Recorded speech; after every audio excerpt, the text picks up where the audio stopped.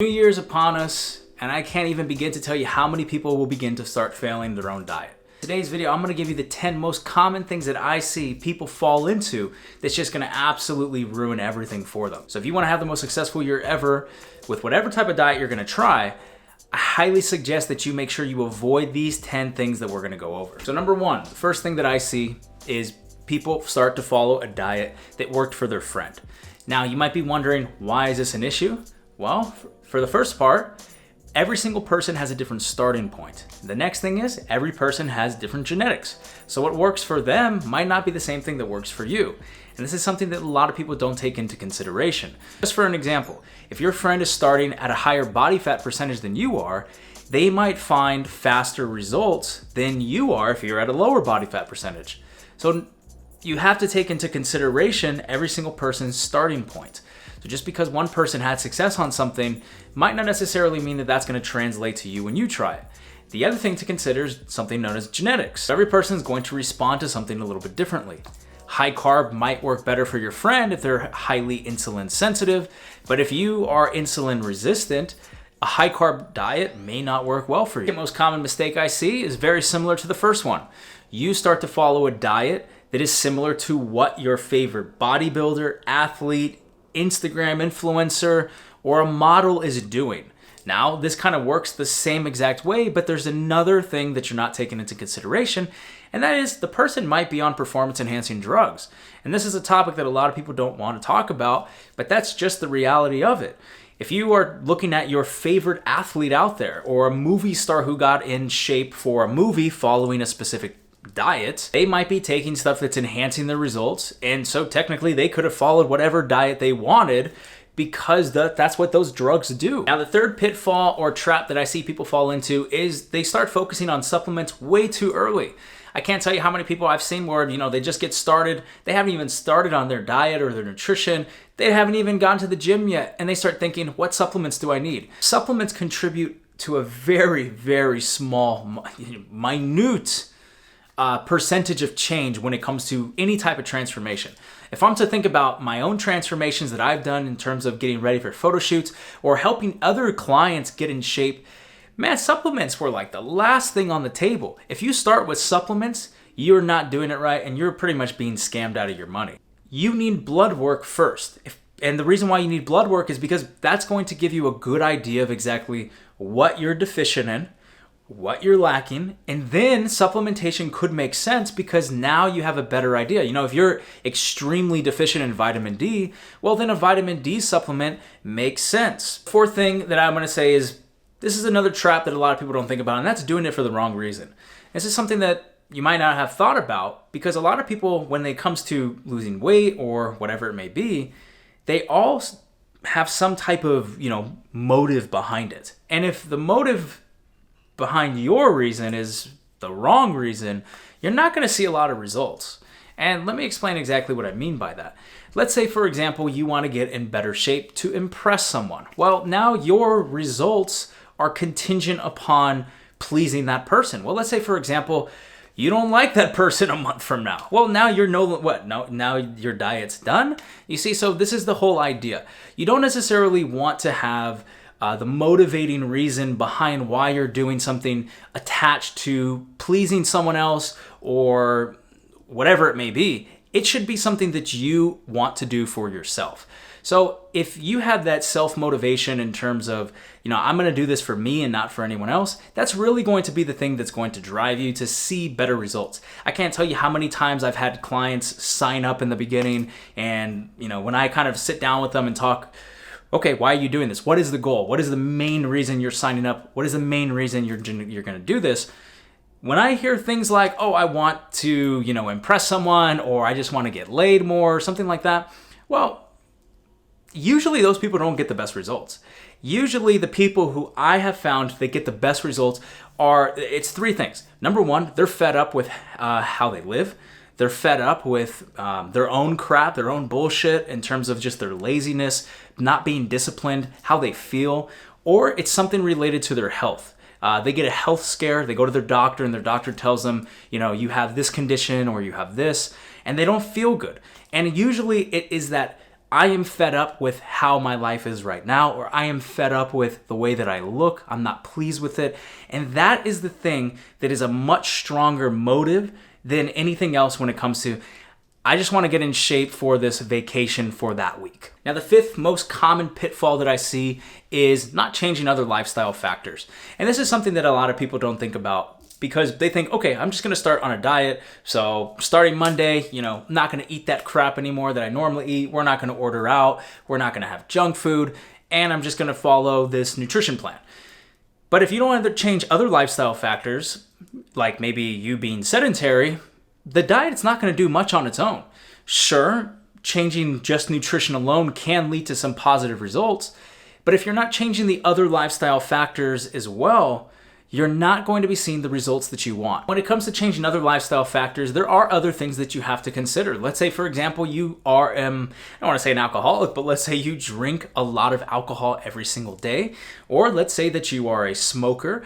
These are other things that you have to consider, because those things are not necessarily contributing to the idea or the big picture of health. So if you are keeping those things in place and all you're doing is just going to change up your food or restrict a certain type of food group, you're not necessarily in it for the right reason again, and you're not going to see the results that you want. When it comes to really making a change in your life and changing up your nutrition and the way that you eat, you have to make sure that you're looking at the big picture, meaning how can I change all the other lifestyle factors as well? Because you need to be thinking about this as a overall lifestyle change or a change in your health. Okay, and the sixth most common thing that I see is short-term thinking versus long-term thinking.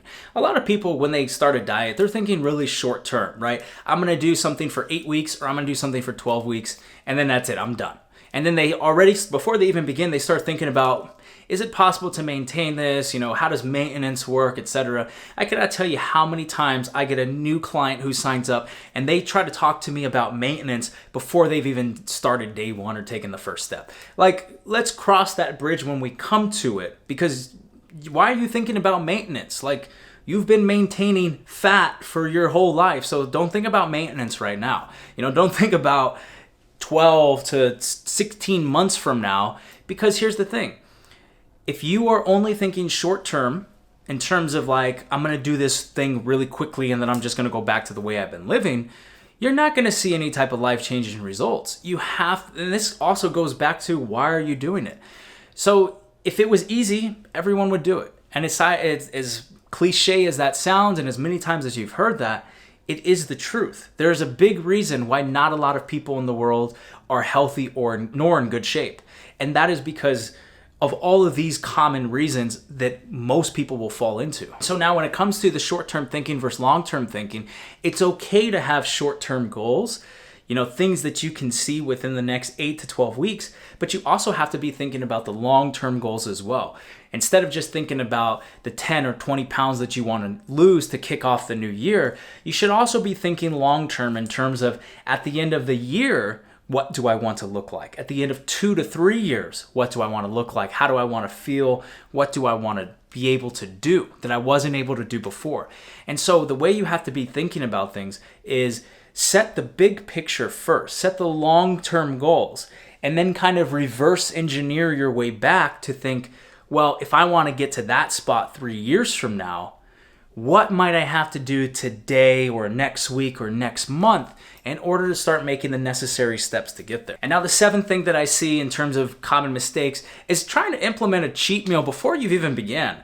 Now, I don't even understand where this idea comes from. Maybe bodybuilders, I guess, but I'm sure you've heard of the term cheat meal or cheat day, and I don't understand the whole idea behind it. Like, you've been cheating on your nutrition your whole life. Like, why are you going to now start to think about what day out of the week can I have a cheat meal? Like, you got to get that idea out of your head.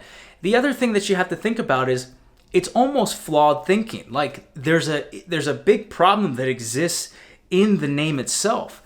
Why are you going to be cheating? Now, it sounds like this whole thing is really tied to this idea of, I don't want to be dieting in the first place. I don't want to be changing up my nutrition in the first place. This is not fun. Therefore, I need to do something at least once a week that breaks away from that, right? That is different or that cheats on that diet.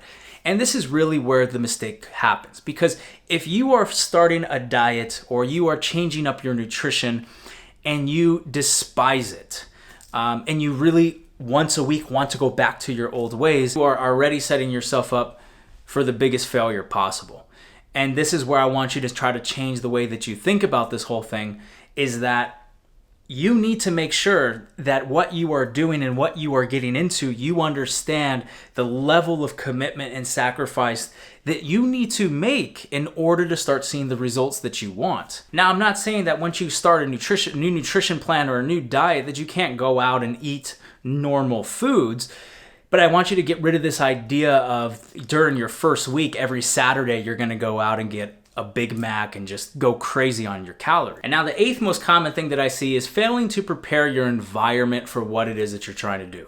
And this is something that I talk about a lot when it comes to new clients starting with me who want to get a transformation, is before they even begin, try to make sure that you are making sure your environment is conducive to what you want to achieve. And I'll explain exactly what that means. Let's say, for example, you have kids at home and they kind of have their own food. They have chips in the cupboard and there's candy and there's all this junk food, and you have a full bar just filled with alcohol, and now you want to start making these changes for the new year or wherever, and you want to start, changing things up a little bit. Well, here's the problem. If you start this new diet and all those things stay there, these are your old triggers, you can only rely on willpower for so long before willpower starts to break down and you can't rely on that discipline and you binge or you go for those things that you're trying to avoid. So now there's a really good saying when it comes to the environment, and it's, if a flower doesn't bloom, you change the environment, you don't necessarily change the flower. And this is the whole idea behind your environment is really going to shape you. So if you fail to shape your environment towards what you're aiming for, your environment is going to shape you without you even knowing it. And now number 9, in terms of one of the biggest traps, now this is like something you did not see coming, is telling everyone what you're going to do. Now, this might seem really weird because you might be thinking, hey, I want to tell people that I'm starting on this new diet. I want to tell everyone that I'm going to make this big life-changing thing. That sounds like a good thing, right? Don't you want a good support group? Don't you want people to kind of motivate you and cheer you on in terms of all these new things that you're going to do? Well, even though it sounds like it's a good thing, you'd be surprised that it's actually a really big thing that is going to contribute to failure. And here's the reason why. A lot of psychologists have shown that there's this thing known as getting a sense of satisfaction in terms of believing you've already accomplished a goal by simply telling people. So when you go out and you tell people all the things that you're going to do, you're going to get in shape, you're going to start this new business, you're going to do all these things.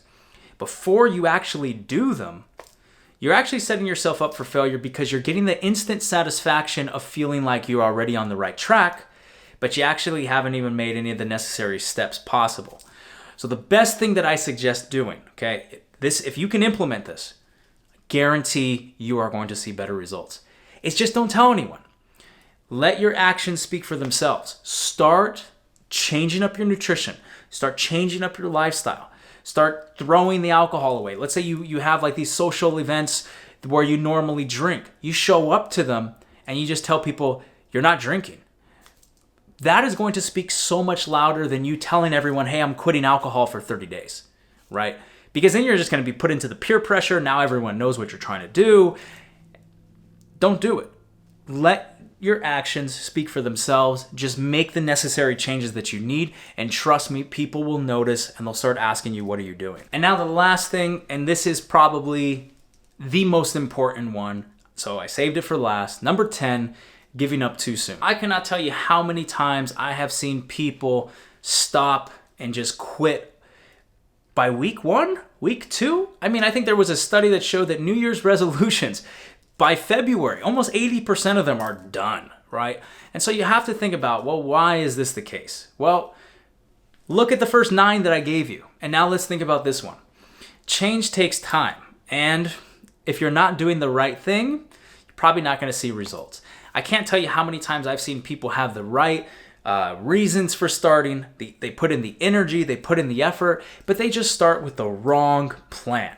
And so To prevent you starting from the wrong plan, I've actually created something for you to make sure that you are starting the right way. So I want you to put all the right reasons and all the right energy and everything that you have into the actual right plan. Okay, and I want to give it to you for free. And so what I've done is I've just put a link in the description below where you guys can pick up an 8-week training and nutrition plan. It's yours for free, okay? Because I want you guys to start off the right way. And it's only going to be up for a limited time, so I highly suggest you guys start up on it. Look, there's a lot of reasons why people can fail. I can't fit all of them into this video, but I think that these 10 kind of encompass or comprise the majority of the reasons why people just, they fail. And it's sad, but it's just the case. That's exactly what happens. And so if you can make sure that you avoid these 10 things, I guarantee you're going to be in a much better start than the average person who falls into any one of these traps. So look, guys, if any one of these tips helped you or kind of shed a little clarity on this whole situation, go ahead and leave a like, and also make sure that you guys subscribe to the channel and hit that little bell icon so that you're notified for when these videos drop every single day. Okay, that's my goal for the new year. There's a lot of misinformation out there, right? I can't tell you guys how many times I go on YouTube and just the crap that I see being put out by these influencers or by these bodybuilders who are just drugged out of their mind, or just people in general who are trying to sell you butter and coffee. You really got to be careful. And so there's so much misinformation out there. One of the things that I was saying recently to someone is that we used to live in an age where we had information overload. And now we are moving into a new era where we have misinformation overload. So the whole purpose of this channel and my goal is to really just cut out all that BS and give you guys exactly what you need to hear and what the truth is. So the number one way that you guys can show support for that, if you support the truth and correct, truthful information, just make sure that you're subscribed to the channel and just go ahead and leave a comment to show your support and help that YouTube algorithm. And as always, guys, stay strong, and I'll see you next time.